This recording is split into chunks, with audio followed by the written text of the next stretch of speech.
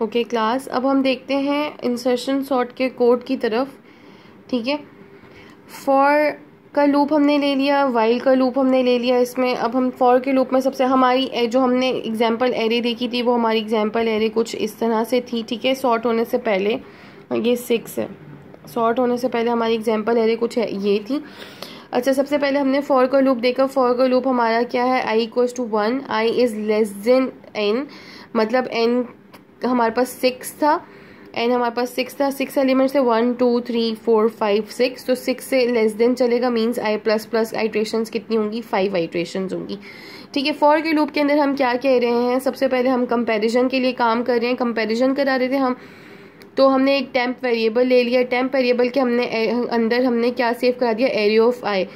Area of eye के अंदर means हमारे पास यहाँ पर एरिया ऑफ आई इस वक्त क्या है 1, 1 के अंदर हमारे पास क्या है 4, तो हमारे टेम्प में क्या वैल्यू सेव हो गई, यहाँ पर 4 वैल्यू सेव हो गई।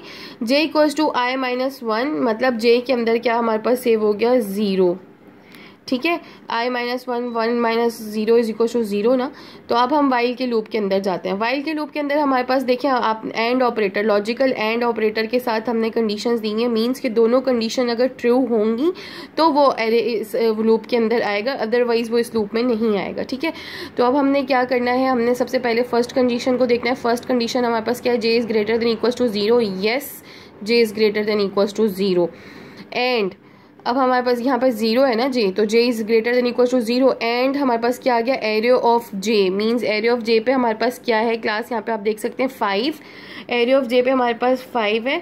5 is greater then 4, yes 4th attempt में, तो हम अंदर आएंगे लूप के, अदरवाइज हम क्या करेंगे, इस लूप से बाहर आके इस स्टेटमेंट को देख के वापस फॉर के लूप के आइट्रेशन करेंगे।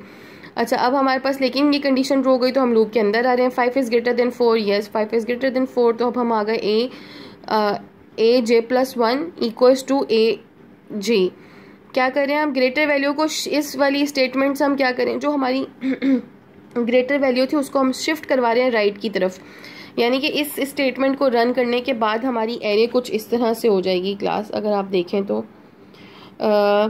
जो हमारा एरिया ऑफ j में था वो क्या था 5, तो वो किस में शिफ्ट हो रहा है, यहाँ पर j प्लस 1 में 0 था, 0 प्लस 1 पे शिफ्ट हो गया, मींस यहाँ शिफ्ट हो गया 5 10 1 6 2।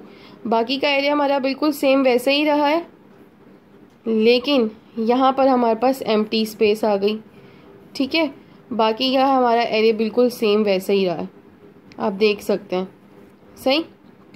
उसके बाद हम j माइनस माइनस हुआ, j हमारे पास 0 था, 0 minus minus equals to -1, means 0 minus 1 means -1।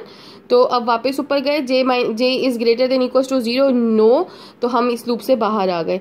अब हमारे पास ये कंडीशन फॉल्स हो गई तो हम लूप से बाहर आ गए। Area of j plus 1 equals to temp, यानी कि j प्लस 1 पे, यानी कि यहाँ पर क्या था -1 था, -1 प्लस 1 मीन्स 0 पोजिशन पर अब क्या हो जाए, जब ये माइनस माइनस किया तो -1 हो गई j की वैल्यू। जब हम यहाँ पर आए तो ये फॉल्स हो गई कंडीशन।